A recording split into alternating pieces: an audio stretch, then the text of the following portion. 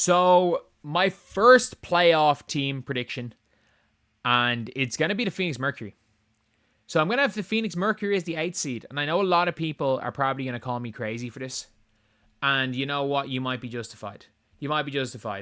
And we've got 200 people watching this stream with only 51 likes. Come on, we can get to 75. But, yeah, I do think that we're going to be talking about the Mercury.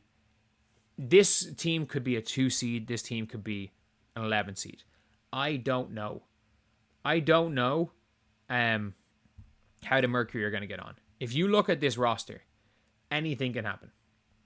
Like Satu, offensively, S tier. How many players in the WNBA are better offensively than Satu? Aja, Caitlin. That it? I mean that. Like, is that it? Aja, Caitlin, Sabrina. Not Stewie right now. Maybe 4 players. Satu is also good for missing 10 games a season minimum through injury. But she's that good when she plays. Copper is... Let's be honest. Copper is exceptional. Natasha Mack is so average. She's fine. She's so average. But Alyssa Thomas... Like, you'll see this later on in my MVP conversation. I think Alyssa Thomas is legitimately an MVP candidate. Because everything's going to run through her.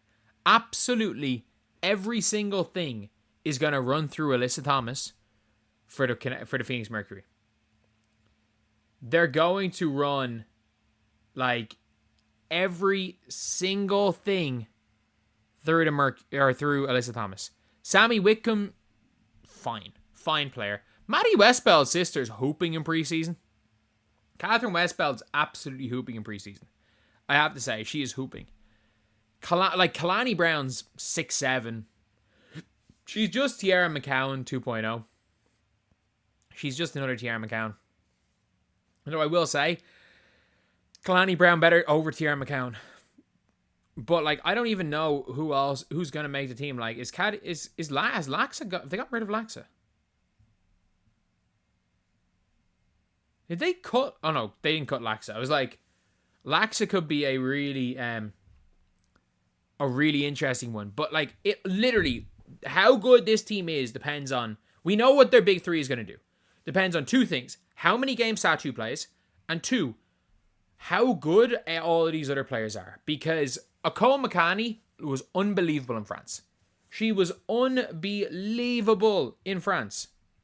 Like, Akol Makani has been fantastic. So good in France. Laxa, I've watched Laxa play against the Irish national team a few times. Lights out. Money. Like, as soon as she gets the ball, it's up.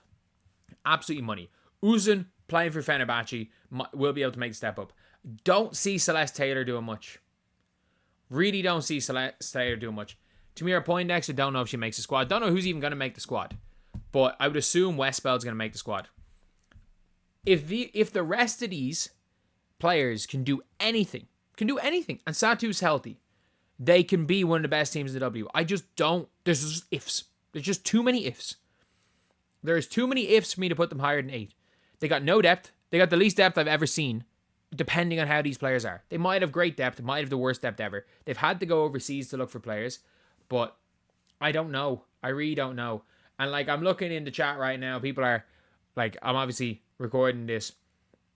People are not even talking about the Mercury. They're just angry I'm not interacting with chat.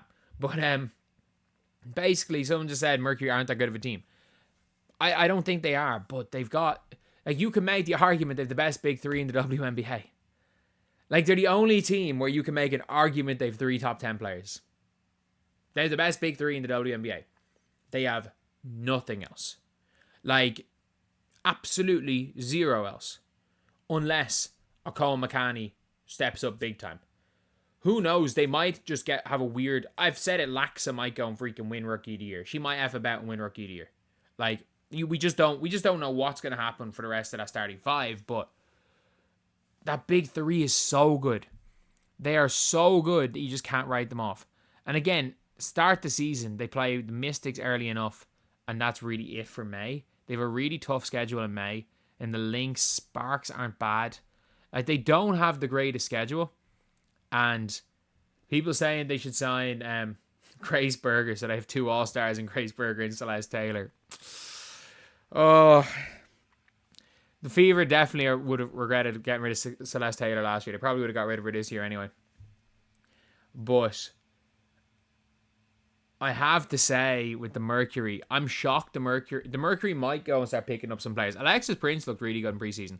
The Mercury might just start picking up some players. Hey, if I'm the Mercury, I'm like, who got cut? Letitia Amaher?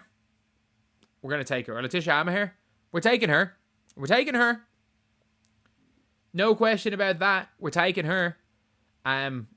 We've got a couple of our overseas players. Cool. We'll take her. We'll take Grace. We'll take a couple of others. They did it with Celeste Taylor and it worked out last year, taking her from the Fever.